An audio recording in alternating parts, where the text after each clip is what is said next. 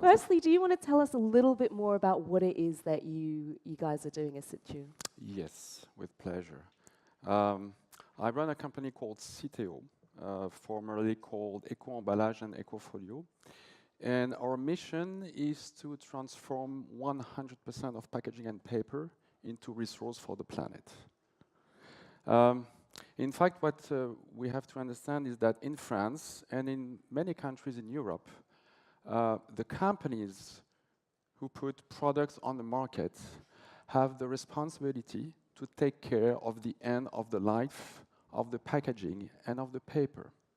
So if you sell a plastic bottle, if you're talking about plastic, you're going to pay us maybe 1 cent of euro. And in France, we have 30,000 companies paying about 700 million each year. Big companies, several millions of euros, or very, very small companies, 80 euro. And with that money, we have to organize things with 4 actions. The first one is to run eco-design programs to make the packaging lighter or to switch into a more recyclable packaging. The second action is to communicate with you guys, saying, hey, each time you have a packaging and paper, please put it in the right bin, which is almost all the time yellow. Not always, not very simple. The fourth action is that we deal with the municipalities and we pay them to put bins in your homes or in the streets and to have sorting centers so that everything goes to the sorting center.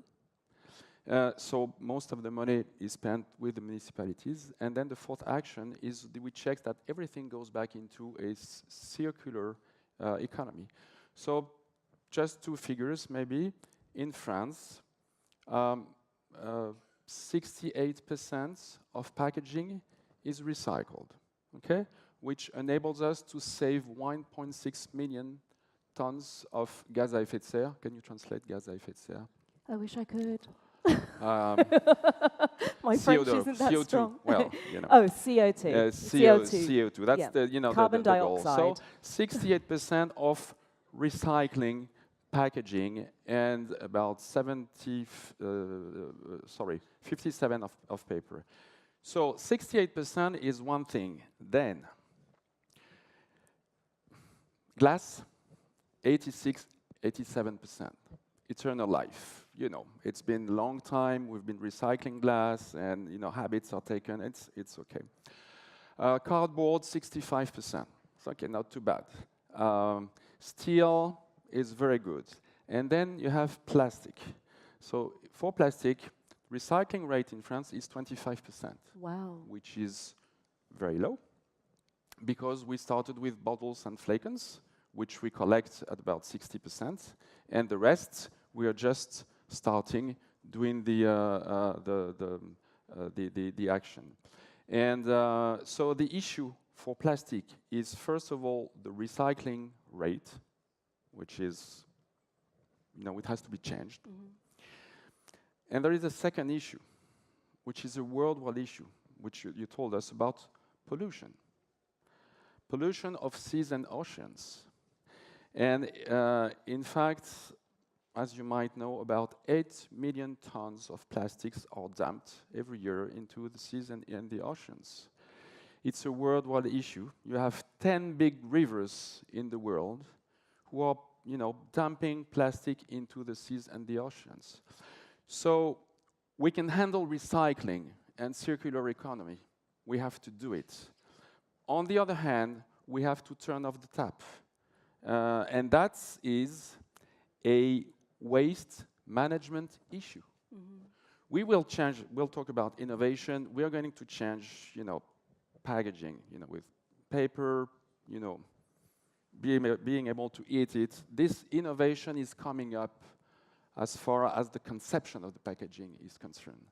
But then, still, we need to turn off that tap in the world. Maybe I've been too long.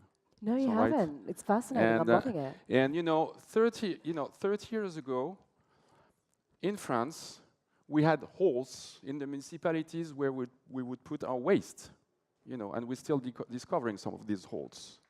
And we ended up this almost, because there are still 30% of waste in France which goes to landfill. 30%, 21st century, come on, this should be banned. And then, if you're going outside in Asia and in other countries, we just need, okay, it's not my job to be international, but it's really my concern to help them out to install proper waste management systems. 90% of what is in the seas and the oceans were on the land. And in fact, the sea starts out there on the pavement. Every time someone throw, plastic packaging or not, anything, then it would go into the stew, and then the river, and then the sea. And that has to be turned off. And it's so you have two issues: recycling, because you're going to be in circular economy and stop using natural resources, and then stop pollution of plastics. So why do you think that recycling of plastics is so far behind recycling of other materials? Is it that it's too complicated because there's different types of recycling? Is it that the facilities don't exist?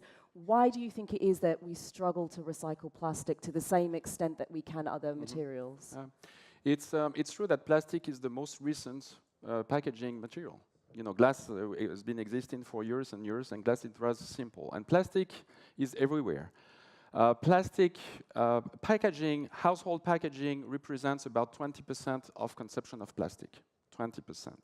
And you have different kind of resins. You have PET, you have HEPD, you have polystyrene, you have many things. So it's very innovative, it's very complex, it's very useful. But technology is moving onwards. For instance, if you take the first one, which is PET, polyethylene terephthalate, your bottle, soda bottle. This is 100% recyclable, okay?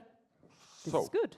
This is good, but we just collect 60% of them. And, in the countryside, we would collect maybe 70, 80%.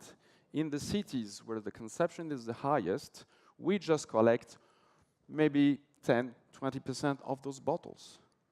So when we say change now, we need change we now. should start with what we can do now, just now. And it's a collective responsibility. So that's what we should do right now. And then for other resins, you have issues of non-recyclability of those resins. 20% of the household packaging plastics are non-recyclable. And this, we have to find a solution. In 5 years down the road, there should be a solution for every single plastic packaging. Could be remove it, reduce, forget about it, switch to another material, or find a way to recycle it. And I agree with what has been told earlier. Technology is there. Innovation is there. We are going to run next February a big program with worldwide companies involved in depolymerization. I'm sorry, it's very technical, but it's today when we recycle plastic, we just cut them, we melt them, and we make granules. It's okay, but that's more, I think it's the past. The future is that we're going to be able to separate and to go back to the initial material, and that will help us put it back into circular economy and resolve one issue is food contact. Because if you want your plastic to go back into the bottle, into the packaging, it has to be food contact. And sanitary regulations are very high. So we need to solve that. This is going to be, I think, 5 years down the road, we will have solved that. Then there will still be the issue of collection, especially in cities.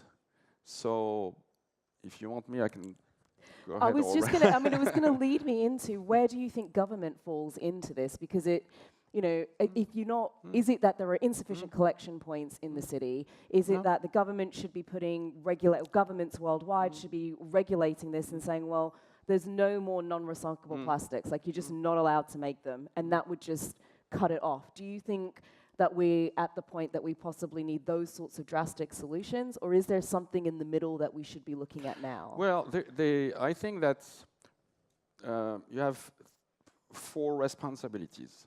The companies who put product on the market have the responsibility to find solution for 100% of the packaging. Reusable, remove it, switch, or recyclable. So that's a responsibility of people who put products on the market. Then you have the municipalities. They have, especially the cities, they have the responsibility to put bins, which we finance, to collect. So there is something that needs to be changed in cities, is we should find collection bins outside.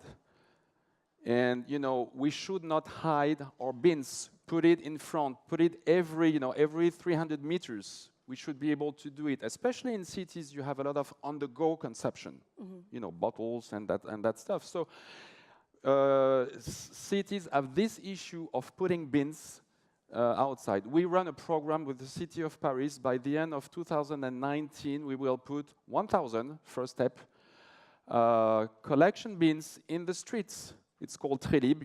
We have Vélib and Autolib. It's going to be called Trélib. We're doing it in Marseille.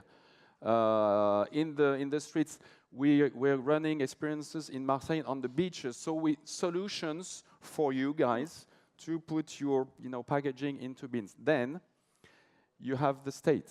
The state, that's my opinion, should, well, I think there is an issue of banning landfill or to make it non-competitive anymore.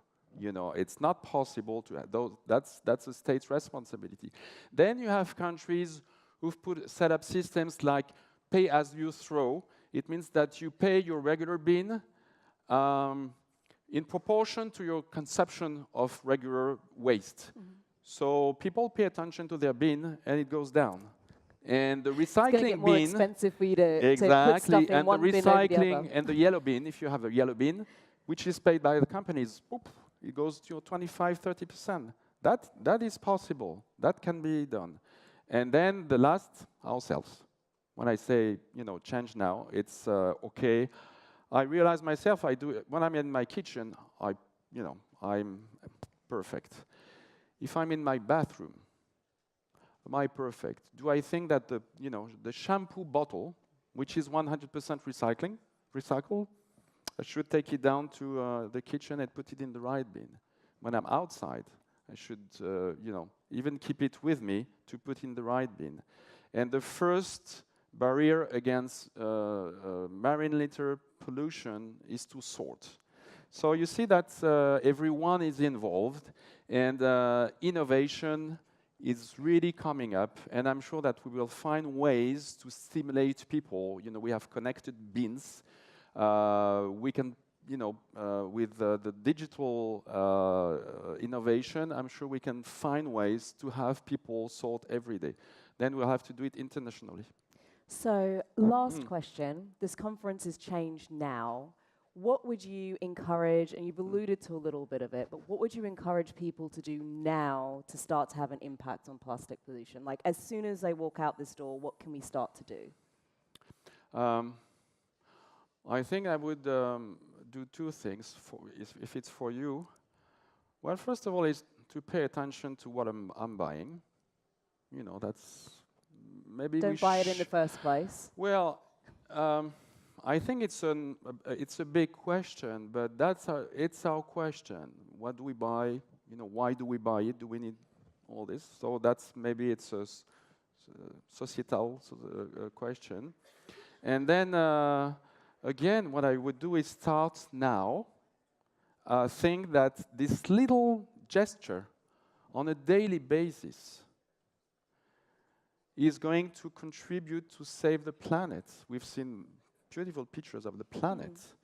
We cannot, think that we are going in a few years to suffocate under, plastic dump.